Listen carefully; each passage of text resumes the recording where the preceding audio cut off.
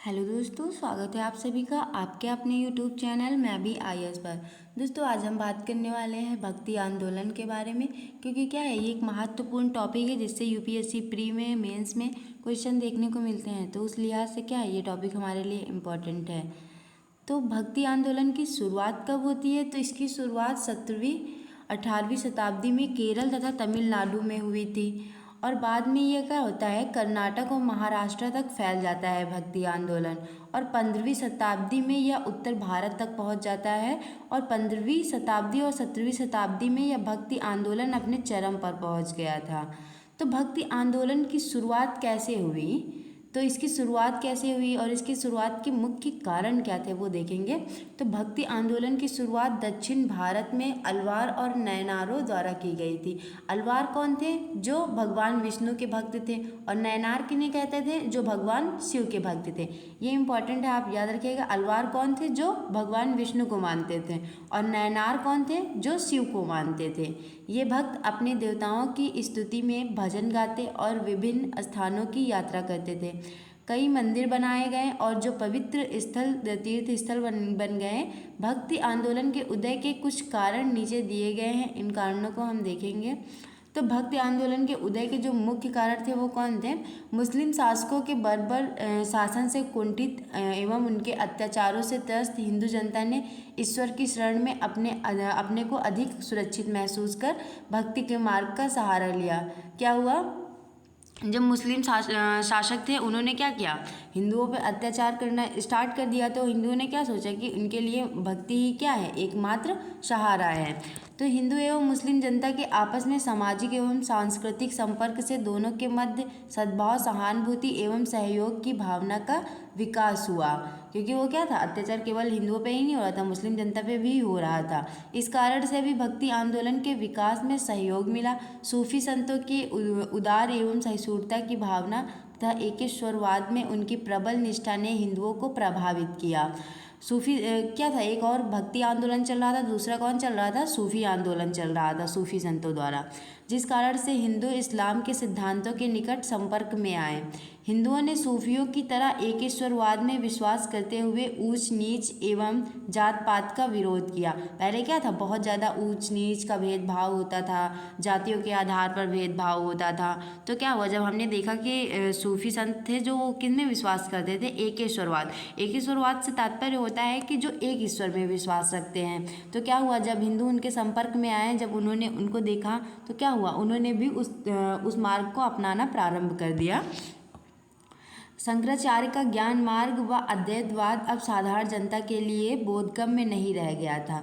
मुस्लिम शासकों द्वारा मूर्तियों को नष्ट एवं अपवित्र कर देने के कारण बिना मूर्ति एवं मंदिर के ईश्वर की आराधना के प्रति लोगों का झुकाव बढ़ा। क्या हो रहा था, मुस्लिम शासक क्या कर रहे थे, जो हिंदू मंदिर थे उनको तोड़ रहे थे। तत्कालीन भारतीय समाज की शोषणकारी वर्ण व्यवस्था के कारण निचले वर्णों की स्थिति अत्यंत दयनीय थी।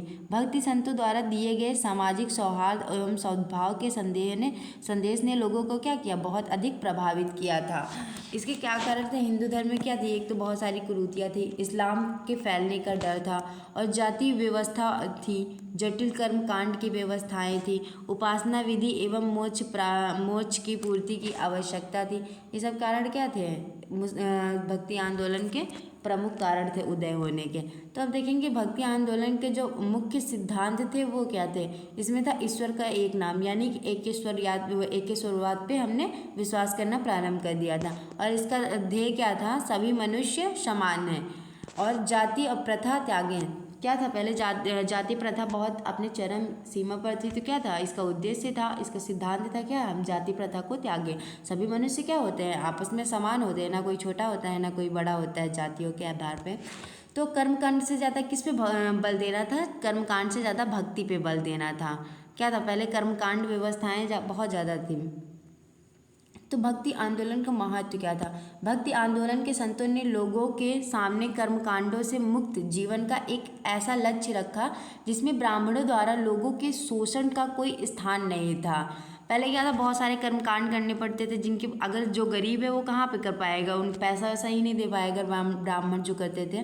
तो उसे क्या था, कर्मकांडों से मुक्त जीवन का लक्ष्य किसने रखा? भक्ति आंदोलन ने रखा। भक्ति आंदोलन के कई संतों ने हिंदू मुस्लिम एकता पर बल दिया, जिससे इन समुदायों के मध्य सहिष्णुता सद्भाव की स्थापना हुई। भक्ति आंदोलन ने किस पे बल दिया? हिंदू मुस्लिम एकता पे भी इन्होंने बल दिया। भक्ति आंदोलन भक्तिकालीन संतों ने क्षेत्रीय भाषा की उन्नति में महत्वपूर्ण योगदान दिया। यानी कि वो जो संदेश देते थे वो कौन सी भाषा में देते थे? वो जो क्षेत्रीय भाषा होती थी, आम लोगों के द्वारा बोले जाने वाली, उसी भाषा में संदेश दिए जाते थे। हिंदी, पंजाबी, तेलुगु, कन्नड़, बांग्ला आदि भाषाओं में उन्होंने अपनी भक्तिपरक रचनाएं की। उन्होंने जो रचनाएं लिखी हैं किन भाषाओं में लिखी हैं? हिंदी, पंजाबी, तेलुगु, यानी कि सभी भाषाओं में उन्होंने अपनी रचनाएं लिखी हैं। भक्ति आंदोलन के प्रभाव से जातीय बंधन की जटिलता कुछ हद तक समाप्त हो गई। क्या था? भक्ति आंदोलन के कारण क्या हुआ? जो जातीय व्यवस्था थी वो क्या हुई? थोड़ा कम हुई। क्या था? पहले बहुत ज़्यादा जातीय प्रथा थी। फलस्वरूप दलित एवं निम्न वर्गों के लोगों में भी आत्मसम्मान की भावना जागी। क्या था? पहले दलितों के साथ बहुत अत्याचार होता था, लेकिन जब भक्ति आंदोलन आया इसने क्या किया? वो जो भेदभाव होता था, छुआछूत होती थी, उसको क्या किया? थोड़ा थोड़ा समाप्त किया, जिसके कारण क्या हुआ? उनके अंदर भी थोड़ा आत्मसम्मान की भावना जागी। तो दोस्तों, आपको ये वीडियो कैसा लगा है? अगर वीडियो अच्छा लगा है तो इसे लाइक करें, शेयर करें, सब्सक्राइब करें। Thank you.